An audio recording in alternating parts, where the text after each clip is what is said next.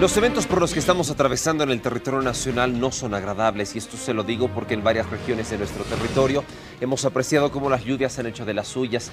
Algunas de las imágenes se han reflejado en nuestros noticieros y hemos visto también la desesperación de cada uno de los pobladores. Hoy, junto al Viceministerio de Defensa Civil, nosotros queremos hacer una evaluación de cómo hasta el momento se han estado presentando estos fenómenos y, claro, cuáles son ahora las necesidades que tienen cada uno de los pobladores y las alternativas que presentan las autoridades de gobierno. Carlos Bru, viceministro de Defensa Civil, está con nosotros para contarnos un poco sobre dicha evaluación. Viceministro, ¿cómo está? Buenos días. Buen día, un gusto estar con usted. Le decía, ¿cuál es de inicio la primera evaluación que ustedes están llevando adelante, considerando que recién estamos nosotros, me atrevería a decir, a mediados de toda esta época de lluvias? Sí, definitivamente nosotros ya tenemos afectaciones desde finales de septiembre. Recuerde usted que La Paz tuvo unas 2 o 3 lluvias intempestivas, que normalmente en La Paz, por ejemplo, octubre que llueva es algo muy difícil, ¿no? Entonces esas fueron las primeras manifestaciones de la posible presencia de un fenómeno climatológico y oceanógrafo, que es el fenómeno del Niño. Este fenómeno está siendo medido por los especialistas, está siendo medido y mirado de manera permanente por todos los expertos en esto, lo cual causa un calentamiento en la superficie del mar entre el Ecuador y Perú, y esa afectación se convierte en lluvias intempestivas, lluvias focalizadas en algún territorio pequeño, y que esto causa algunos inconvenientes, pero a la vez una de las características fundamentales de este fenómeno del Niño es que acá en La Paz, en la ciudad de La Paz, puede estar lloviendo mucho, y en las comunidades de La Paz muy cercanas al Alto puede existir sequía, como ya lo hemos visto que ha sucedido en anteriores periodos. Que no está lejos de la realidad, se lo decía. Sí, que además está sucediendo, porque yo puedo ver en los medios de comunicación, en el suyo, por ejemplo, en el de ustedes, que hay comunidades que están preocupadísimas porque están perdiendo sembradíos, están incluso llevándose parte de su terreno donde están cerca de los afluentes de un río pequeño, de un río manso o de una torrentera o quebrada. Entonces esto hace de que la preocupación de todos los que son parte de la gestión de riesgos, que son los gobiernos municipales, los gobiernos departamentales y por supuesto el gobierno nacional, estemos trabajando de manera muy estrecha y permanentemente monitoreando todos los efectos que causa este periodo de lluvia. Y a este periodo de lluvias natural y normal que sucede en esta época, hay que aplicarle el fenómeno del Niño, lo cual puede hacer de que se extienda el periodo de lluvias o de sequías, dependiendo cómo se manifieste en qué región. Eso no es previsible por si acaso, y que esto tenga que surtir en algunos efectos que tampoco se pueden calcular. Entonces, estamos con el monitoreo permanente. Me imagino que trabajan de la mano con el CENAMI. Claro que sí, claro que sí. El CENAMI permanentemente está dándonos las alertas meteorológicas, y nosotros lo que hacemos a través de nuestros técnicos y nuestros expertos, modulamos esas alertas meteorológicas y cómo se pueden convertir en qué determinado tipo de riesgo en cada pedazo del territorio nacional, llámese municipio, llámese departamento, comunidad, como quieras entenderlo, ¿no? Muy bien, yo quisiera, por favor, que nos dé algunas cifras preliminares. Vamos a considerar que el año pasado tuvimos en esta época más o menos un desastre terrible, recordando lo que sucedió en Tiquipaya, la muerte de una cantidad de personas, desastres, casas que se han quedado prácticamente en la tierra. A comparación del 2018, ¿cómo estamos ahora? Bueno, del 1 de enero a la fecha, el 2019, en este año, tenemos 2.200 familias afectadas.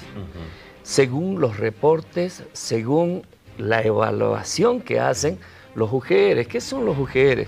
Son las unidades de gestión de riesgos que están abiertas e instaladas por definición de la Ley de Gestión de Riesgos en los gobiernos municipales y en los gobiernos departamentales. Son ellos quienes reportan la información y formalizada esta, nosotros empezamos a contabilizarla. Estas 2.202 familias pueden ser preliminares o en curso. ¿Por qué razón? Porque ustedes, a través de la prensa, por ejemplo, son uno de los primeros en reportar eventos adversos que se dan, pero de ahí hasta la formalización de la cuantificación de los daños, todavía existe un periodo que puede ser corto, mediano o incluso a veces se torne largo porque suceden 1, 2 o 3 eventos seguidos que no permiten que puedan cuantificarse los daños o las personas afectadas o damnificadas. Las damnificadas, por si acaso, es bueno aclararlo, son las que reciben el daño directo. El que pierde el cultivo, el que pierde la casa, el que pierde algún valor material o humano en cuestión de un evento que se desarrolla, ¿no? El afectado es el que recibe daño indirecto, ¿no? ¿Cuál es el daño indirecto? Se cerró la escuela, el camino, hubo un derrumbe, no se puede transitar, entonces es afectado, pero no sufrió daño directo, excepto que su medio, su entorno de vida está afectado y no puede desarrollar sus actividades de manera normal. Muy bien. Viceministro, ¿cuáles son en este momento los lugares que están en constante observación por el riesgo que presentan? Más que observación, ya hemos tenido inconvenientes en el municipio de Tupiza, ¿no? En Potosí, que el año pasado también sufrió un evento fuertísimo en el río Tupiza. Sí, las imágenes eran impresionantes. Sí, el río Tupiza es un río manso, es un río tranquilísimo, pero fíjese que estos efectos cargan la cuenca del río San Juan del Oro y del río Tupiza, y como tiene mucha velocidad las aguas, han encontrado a su paso las viviendas, no se trabajó por parte de algunas autoridades en las protecciones de las riberas y hemos tenido la afectación, si mal no recuerdo, de 47 viviendas.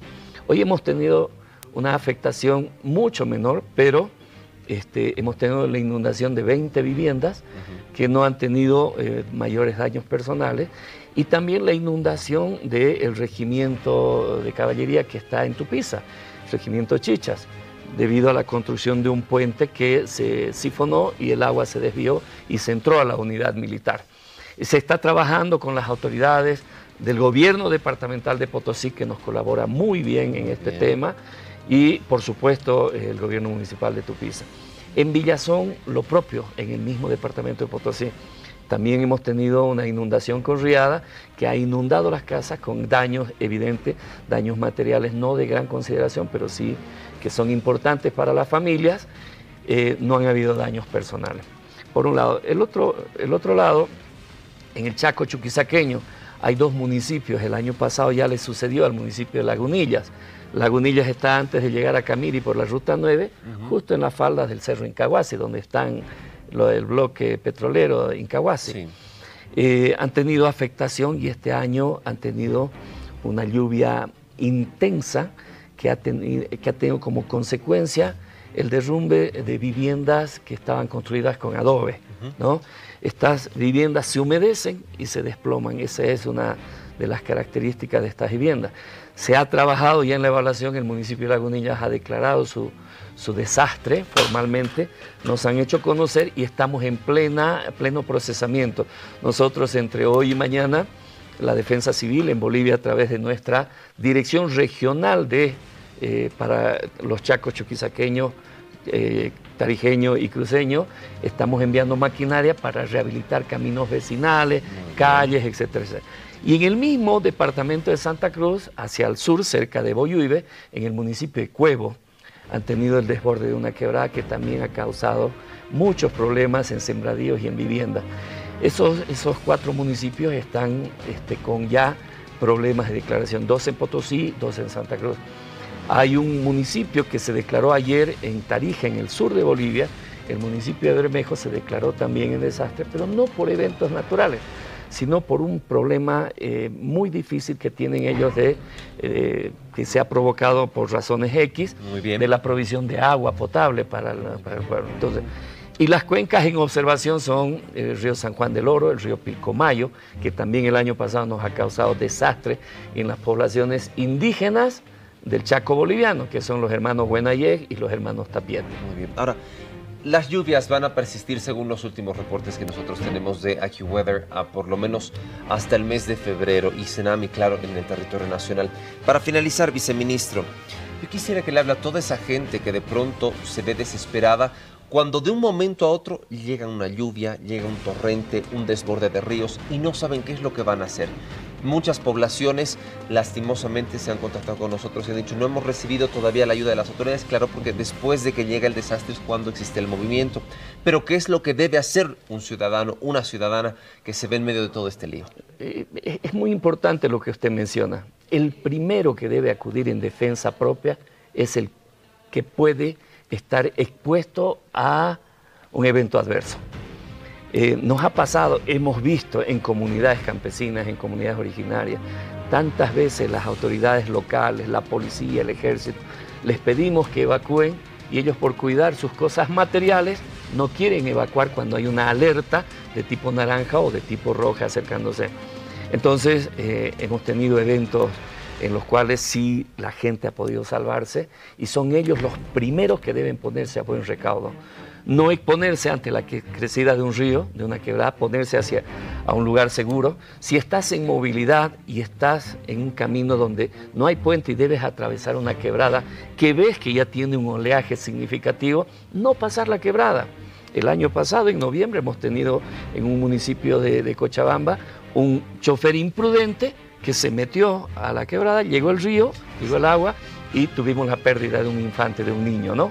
Entonces, tú eres el primero en cuidarte, tú y tu familia, ¿no es cierto? Hay que tener mucho cuidado en eso y por supuesto lo que usted dice, los pronósticos todavía nos dan la certeza de que vamos a tener mayores lluvias. Desde hoy hasta el 13 de este mes tenemos alertas amarillas y alertas naranjas en diferentes partes del país. Por favor, este aparatito tiene mucha información, no necesariamente que usted periodista o yo autoridad le informemos, ¿no es cierto? Y eso es bueno para todos nosotros.